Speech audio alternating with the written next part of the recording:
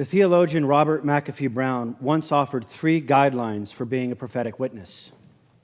He was speaking to a college audience shortly after the Vietnam War. Brown implored the students to be aware that they were privileged and educated, young women and men. What they did with that privilege and education could make a world of difference and a different world. This is similar to the Jesuit value of educating people to be for and with others. One could argue this is what makes a Jesuit and Catholic education unique.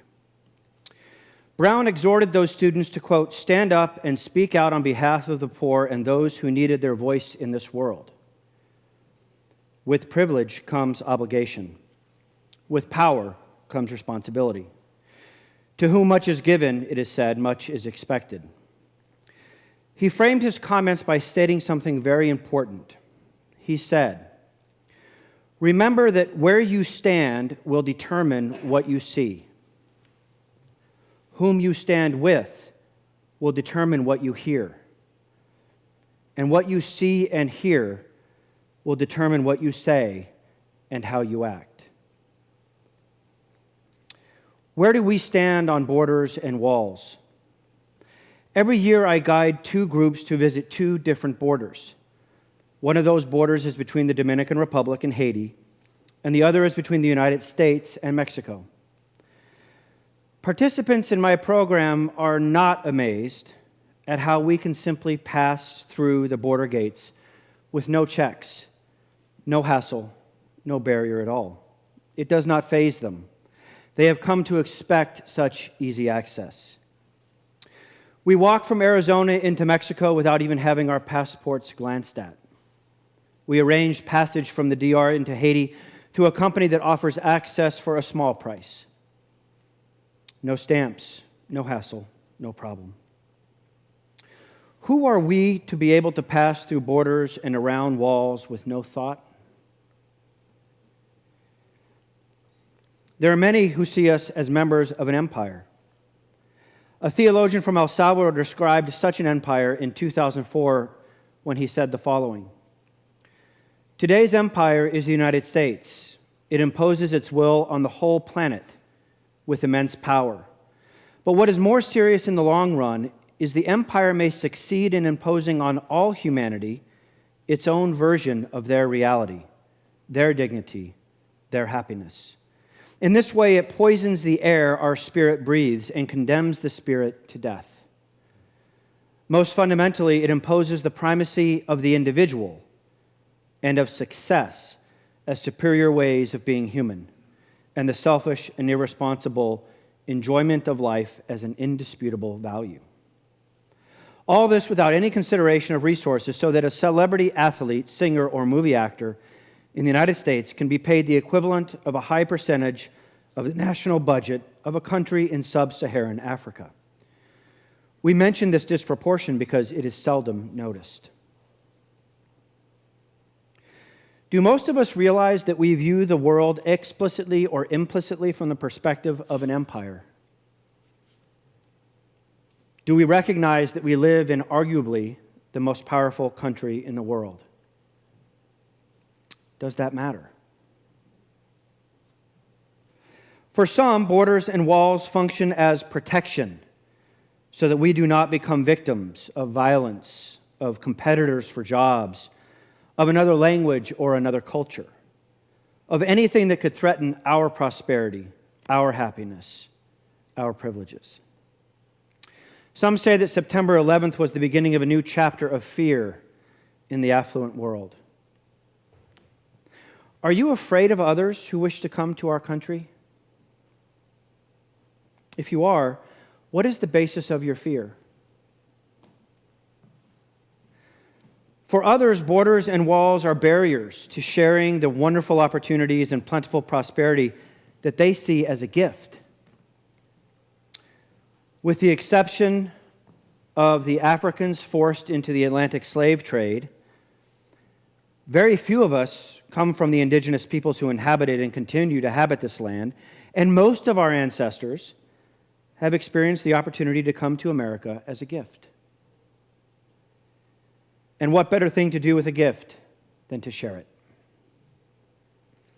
Do you wish to share with others who want to come to our country? If you do, what is the basis of your hope? Our perceptions, how we see, are critical to what we think of borders and walls. So from where do you perceive? This will influence whom we stand with. With whom do you stand on borders and walls? If the Haitian proverb, "we see from where we stand," is true, then where we see from will largely determine with whom we stand. But that is only half the perspective, right? When we reflect on the source of our perception, it ought to lead us to an honest consideration of why we feel the way we feel. If we see first from a perspective of fear, it is because we think of our own interests, protection, well-being, and safety before anything or anyone else. The other is unknown. Thus, the other is a threat. The other is less. The other is an object to avoid. Conversely, if we see from the perspective of hope and gift, then we perceive from a place of gratitude. We can consider the needs of the other and not only the needs of ourselves. The other is now a brother and sister and now has the face of Christ. The other is the stranger we welcome. If we choose fear in how we see borders and walls, we will want big walls and very tight borders. Nothing will be enough to protect us. If we choose hope and gift in how we see borders, we will want human immigration policies that respect persons, ensure justice, and keep families together. Then walls are at most an afterthought. With whom do you stand is an important question, but it presupposes we have had contact with more than just our own perspective, does it not? In both of the border trips I help guide, participants are put in direct contact with the other, the migrant, the asylum seeker, the undocumented. It's impossible for me to consider a person illegal, so I will never use that term. For many of the participants on these trips, this direct contact is the most challenging, threatening, and yes, frightening aspect of their journey at first. What you see and hear determines what you say and how you act. But human contact is amazing. It cuts through fear, finds common ground, seeks out mutual concerns, and confirms shared values. When a migrant explains to the powerful and privileged participants of the border immersion program that they dearly wish to feed their children, escape from violence, seek a better life, pursue an education, all these things resonate in the hearts of those who hear them. We look carefully at this other as we listen, and we must decide, do we believe them? Are they telling the truth? Are they authentic? The very things they desire are things we want for ourselves and our own families. And so we are finally confronted with the question, why us and not them? Why us and not them? Borders and walls force the question, why us and not them? While we are familiar with our own fears, even if we are not always familiar with where they come from or why we have them, at least most of us know what we fear. Putting ourselves in direct contact with the other forces us to hear the other side, a side that is usually not heard, a side that is often silenced, a side that is often left voiceless for fear of ridicule, deportation, or punishment.